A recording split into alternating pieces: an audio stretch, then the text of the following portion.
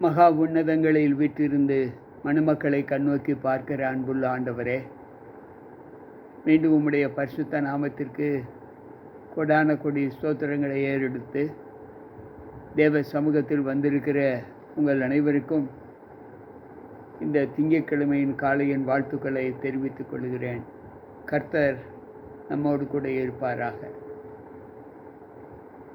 அன்பான உடன் விசுவாச பிள்ளைகளே, தேவ சமூகத்தில் வந்திருக்கிற நம் அனைவரையும் ஆண்டவருடைய கரம் தேற்றும்படி இந்த நாளுக்குரிய ஜீவிதத்திலே நாம் ஆண்டவருக்கேற்ற பங்கினை பெற்றுக்கொள்வதற்கு ஆண்டவரால் தெரிந்து கொள்ளப்பட்ட உங்கள் அனைவருக்கும் இந்த திங்கட்கிழமையின் காலையின் வாழ்த்துக்களை தெரிவித்துக் கொள்கிறேன். கர்த்தர் நம்மோடு இருப்பாராக. இந்த நாளில்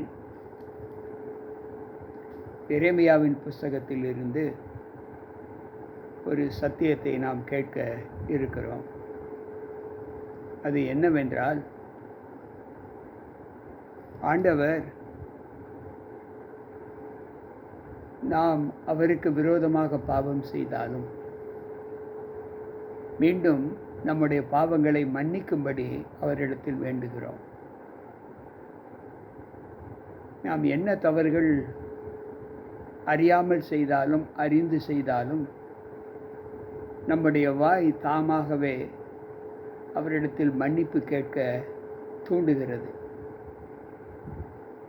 எப்படியாவது தேவ சமூகத்தில் மன்னிப்பை பெற வேண்டும் என்கின்ற எண்ணம் நம் ஒவ்வொருவருக்கும் வருகிறது. அந்த வருத்தத்தை நாம் தேவ சமூகத்தில் எப்படி நாம் அறிமுகம் செய்கிறோம் என்றால், அங்கு எரேமியா 14:7 இப்படி சொல்லுகிறது: கர்த்தாவே, எங்களுடைய அக்கிரமங்களுக்கு நாங்கள் எங்களை விலக்கி காத்து கொள்ளும்படி எங்களுக்கு விரோதமாக சாட்சியிட்டாலும் உம்முடைய நல்ல நாமத்தின் நிமித்தம் நீர் எங்களை கிருபையாக மன்னித்து, ஆண்டவரே, எங்கள்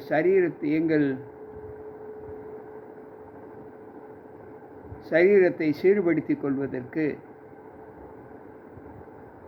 நாங்கள் மிகுதியாய் இருக்கிற பிள்ளைகளாக காணப்பட வேண்டும்.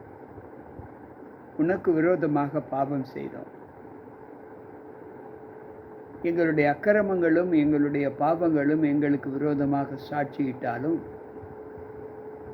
உம்முடைய மகா கிருபையினாலும் இரக்கத்தினாலும் எங்களை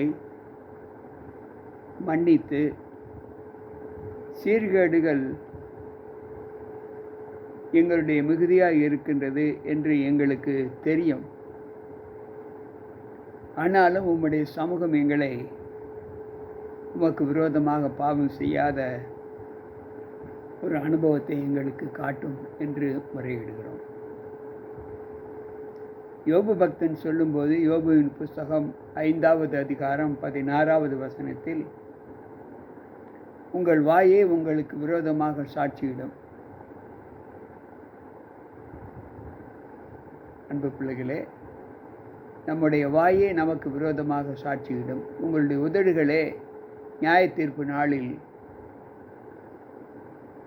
உங்களுக்கு விரோதமாக சாட்சி சொல்லும் என்று சொல்லுகிறார். அதே வார்த்தையைத்தான் எரேமியா சொல்லுகிறார். நாங்கள் செய்த பாவங்கள் எங்களுக்கு விரோதமாக சாட்சியிட்டாலும் உமது மகத்தான கிருபையினாலும் இரக்கத்தினாலும் எங்களுக்கு தயை காண்பித்து எங்களை சீர்படுத்தும். நாங்கள் உமக்கு விரோதமாக மிகுந்த பாவங்களை செய்தோம் என்று அறிக்கையிடுகிறார்கள். அன்பு பிள்ளைகளே, இதை இஸ்ரவேல் ஜனங்களுடைய நம்பிக்கை எப்படி இருக்கிறது என்று சொன்னால், இஸ்ரவேலின் நம்பிக்கையே ஆபத்து காலத்தில் அதன் இரட்சகரே, நீர் தேசத்தில் பரதேசியைப் போலவும் அங்கு ராத்தங்கை இறங்குகிற வழிப்போக்கனைப் போலவும் இருப்பானேன். அன்பு பிள்ளைகளே, நம்முடைய ஜீவிதம் இஸ்ரவேலின் நம்புகிற நம்பிக்கை ஆபத்து காலத்தில் ரட்சிக்கிற தேவன் அவர். 18வது சங்கீதம் 18வது வசனம் சொல்லுகிறது, ஆபத்திலே எங்களுக்கு எதிரிட்டு வந்தார்கள், கர்த்தரோ எங்களுக்கு சகாயம் செய்தார். அவர் சகாயர், அவர் நம்மை மீட்டெடுக்கிற தேவன். ஆனாலும் நாம் அதை அறிந்து அறிக்கையிட்டாலும் மீண்டும் உங்களுடைய வாழ்க்கையில் ஒரு மாற்றத்தை நான் பார்க்க முடிவதில்லையே என்று ஆண்டவர் ஏங்குகிறார். அவர்கள் தங்கள் கால்களை அடக்கிக் கொள்ளாமல் அலைய விரும்புகிறார்கள் என்று கர்த்தர் இந்த ஜனத்தை குறித்து சொல்லுகிறார். ஆகையால் கர்த்தர் அவர்கள் மேல் பிரியமாயிராமல் இப்பொழுது அவர்கள் அக்கிரமத்தை நினைத்து அவர்கள் பாவங்களை விசாரிப்பார். இங்கு எரேமியா 14:10 சொல்லுகிறது, அவர்கள் தங்கள் கால்களை அடக்கிக் கொள்ளாமல் அலைய விரும்புகிறார்கள் என்று கர்த்தர் இந்த ஜனத்தை குறித்து சொல்லுகிறார். தீமை செய்யும் விரைந்தோடும் கால் என்று ஞானி சொல்லுவது எவ்வளவு உண்மையான வார்த்தையாக இருக்கிறது. தீங்கு செய்வதற்கு நாம் அவ்வளவு நம்முடைய கால்களை துரிதப்படுத்துகிறோம் என்று ஆண்டவர் சொல்லுகிறார். எனவே ஆண்டவர் சொல்லுகிறார், நான் அந்த ஜனங்கள் மீது பிரியமாய் இருக்க மாட்டேன் என்று சொல்லுகிறார். 149வது சங்கீதம் 4வது வசனம் சொல்லுகிறது, கர்த்தர் தம்முடைய ஜனத்தின் மேல் பிரியம் வைக்கிறார். அப்படி பிரியம் வைக்கிற ஜனத்தை நம்முடைய பாவங்களின் நிமித்தம், நம்முடைய அக்கிரமங்களின் நிமித்தம் ஆண்டவர் நம் மீது பிரியம் வைக்காமல் தன்னை மாற்றுகிறார். அன்பு பிள்ளைகளே, இப்பொழுது அவர்கள் அக்கிரமங்களை நினைத்து அவர்கள் பாவங்களை விசாரிப்பார். அவர் பாவங்களை விசாரிப்பார். 1 பேதுரு 5:7 வாசிப்போம் என்றால், அவர் உங்களை விசாரிக்கிறவரானபடியால் உங்கள் பாரங்களை எல்லாம் அவர் மீது வைத்து விடுங்கள் என்று சொல்லுகிறார்.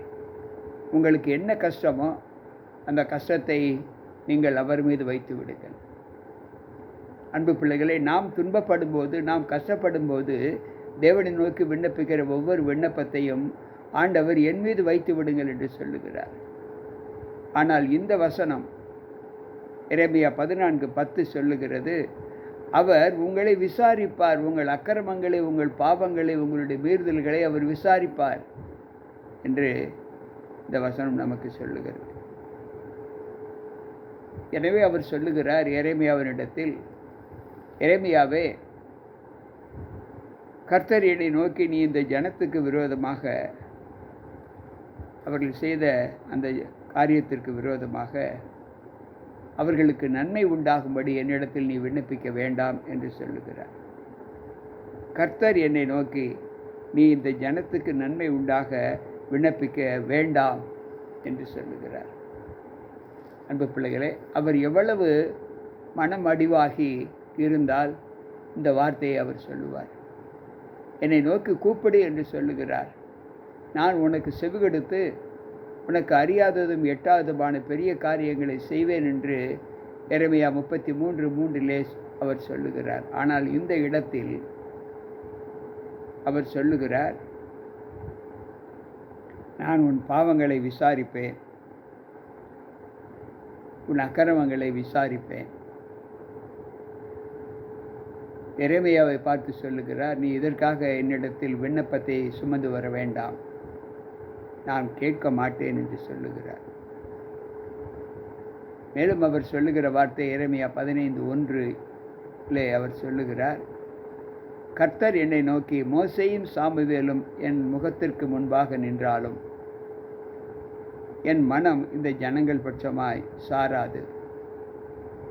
அவர்கள் என் முகத்தை விட்டு புறப்பட்டு போகும்படி அவர்களை துரத்திவிடு என்று சொல்லுகிறார். அன்பு பிள்ளைகளே, சற்று நாம் இந்த வார்த்தைகளை கொண்டு சிந்திக்க வேண்டும். நன்மை உண்டாக நீதி உண்டாக இந்த பூலோகத்தில் வாழ்கிற நமக்காக தம்மைத்தாமே மனித ரூபம் எடுத்து இந்த லோகத்திற்கு அனுப்பப்பட்டு இந்த லோக மக்களின் நன்மைக்காக மரணத்தை சந்தித்த தேவன் சொல்லுகிற வார்த்தை, இந்த ஜனங்களுடைய பாவம் மன்னிக்கப்பட வேண்டும் என்பதற்காக நீ என்னிடத்தில் விண்ணப்பம் பண்ண வேண்டாம். ஒருவேளை விண்ணப்பத்தை கேட்கிறவர் என்று எனக்கு பெயர் இருந்தாலும், சாமுவேலும் மோசேயும் எனக்கு முன்பாக நின்றாலும், தானியேலும் எனக்கு முன்பாக நின்று மன்றாடினாலும் நான் கேட்க மாட்டேன். அந்த ஜனங்களை எனக்கு முன்பாக நிற்க வேண்டாம் என்று நீ துரத்திவிடு என்று சொல்லுகிறார். அன்பான உடன் விசுவாச பிள்ளைகளே, சற்று யோசித்து பார்ப்போம். நாம் நம்முடைய காலங்களின் தொகுப்பிலே தேவனோடு நீடித்திருக்கிற இந்த அனுபவங்கள் நம்முடைய வாழ்க்கையில் என்ன மனமாற்றத்தை கொடுக்கிறது என்பதை யோசித்து பார்ப்போம். கர்த்தர் மேல் உன் பாரத்தை வைத்துவிடு, அவர் உன்னை விசாரிப்பார் என்று சொன்னீரே. ஆனால் அதே கர்த்தர் நம்முடைய பாவங்களையும் அக்கிரமங்களையும் விசாரிப்பார், நான் அவர்களை விசாரிப்பேன் என்று சொல்லுகிறார். நன்மை உண்டாகும்படி என்னை நோக்கி கூப்பிடு என்று சொன்னாரே, அதே தேவன் சொல்லுகிறார், நீ அவர்களுக்காக விண்ணப்பம் செய்ய வேண்டாம் என்று. அன்பு பிள்ளைகளே, உங்கள் வாயே உங்கள் உதடுகளே உங்களுக்கு விரோதமாக நியாய தீர்ப்பு நாளிலே சாட்சியிடும் என்று சொன்னார். அப்படி என்றால் எந்த சூழ்நிலையில் நாம் ஆண்டவரை அண்டி ஜீவித்து கொண்டு இருக்கிறோம் என்பதை யோசித்து பார்ப்போம். நன்மை உண்டாகும்படி நம்முடைய வாழ்க்கை மாற்றப்பட வேண்டும் என்று நாம் நினைத்தாலும் அந்த நினைப்பு நம்மை மாற்றுகிறதா என்றால் இல்லை. மேலும் அவர் சொல்லுகிறார், அவர்கள் உபவாசித்தாலும் அவர்கள் விண்ணப்பத்தை கேட்பது இல்லை. அவர்கள் தகன பலிகளையும் காணிக்கைகளையும் செலுத்தினாலும் நான் அவர்கள் மேல் பிரியமாய் இருப்பதில்லை. பட்டயத்தினாலும் பஞ்சத்தினாலும் கொள்ளை நோயினாலும் நான் அவர்களை நிர்மூலமாக்குவேன் என்றார். எரேமியா 14:12 அவர் சொல்லுகிறார். நீங்கள் உபவாசித்தாலும், ஆண்டவர் சொல்லுகிறார், இந்த ஜாதி பிசாசு உபவாசத்தினாலும் ஜபத்தினாலுமே என்று வேறு ஒன்றினாலும் போகாது என்று சொல்லுகிறார். ஆனால் அதே ஆண்டவர் சொல்லுகிறார், நீங்கள் உபவாசித்தாலும் நான் உங்கள் விண்ணப்பத்தை கேட்க மாட்டேன். நீங்கள் தகன பலிகள் செலுத்தினாலும் காணிக்கைகளை செலுத்தினாலும் நான் உங்கள் மீது பிரியமாய் இருக்க மாட்டேன். பட்டயத்தினாலும் பஞ்சத்தினாலும் கொள்ளை நோயினாலும் உங்களை நான் நிர்மூலமாக்குவேன் என்று சொல்லுகிறார். அன்பு பிள்ளைகளே, கர்த்தருக்கு முன்பதாக நாம் எவ்வளவு கடினப்பட்ட ஒரு வாழ்க்கை வாழ்ந்து கொண்டு இருக்கிறோம் என்பதை இந்த நாளின் வசனம் நமக்கு திட்டமாய் சொல்லுகிறது. அன்பு பிள்ளைகளே, சற்று யோசிப்போம். நாம் நம்முடைய வாழ்க்கையை மாற்றி தேவனுக்கு சாட்சியான ஒரு அனுபவத்தை நம்முடைய வாழ்க்கையில் பெற்று ஆண்டவருக்கு உண்மையில் ஒரு சாட்சியாக நம்மை ஒப்புக் கொடுக்க வேண்டும் என்றால் நாம் நம்மை மாற்றிக்கொள்வோம். நம்முடைய மணவாளனாக இயேசு கிறிஸ்து அவருடைய மணவாட்டியாக நம் மீது இரக்கம் காண்பியாமல் இருந்தால் நாம் எங்கு செல்லுவோம்? நாம் நிர்மூலமாகி விடுவது அவருக்கு பிரியமா? இல்லை. நாம் கொள்ளை நோயினாலும் வாதையினாலும் பஞ்சத்தினாலும் பாதிக்கப்படுவது அவருக்கு பிரியமா? இல்லை. ஆனால் அவர் சொல்லுகிறார், நான் உங்களை வாதிப்பேன். என்ன ஒரு கடினமான இருதயத்தை அவருக்குள்ளாக நாம் உருவாக்கி இருக்கிறோம். யோசித்து பார்ப்போம். நமக்குள் பாவம் வேண்டாம், நமக்குள் அக்கிரமம் வேண்டாம், நமக்குள் பொறாமை வேண்டாம், நமக்குள் மீறுதல் வேண்டாம், நமக்குள் கீழ்ப்படிதல் வேண்டாம், கீழ்ப்படிதல் இல்லாமல் இருப்பது வேண்டாம். நாம் எந்த நிலையிலும் ஆண்டவரோடு இசைந்து செல்லுகிற ஒரு அனுபவத்தை பெற்ற பிள்ளைகளாக நம்மை ஒப்புக் கொடுக்க வேண்டும் என்று ஆண்டவர் சொல்லுகிறார்.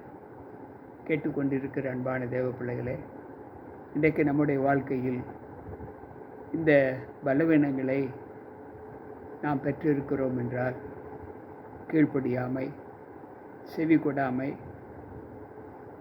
தேவனை மகிமைப்படுத்தாமல் இருப்பது, இந்த குணங்கள் நம்மிடத்தில் இருக்குமென்றால் அதை இப்பொழுதே அவருடைய சமூகத்தில் இறக்கி வைத்துவிட்டு நம்மை வெறுமையாக்கி தேவ சமூகத்தில் நன்மையுள்ள பாண்டமாக நம்மை ஒப்புக் கொடுக்க அவர் சமூகத்தை நாடுவோமா? அன்பு ஆண்டவரே, இன்றைக்கு உம்முடைய வார்த்தைகளை கேட்டோம்.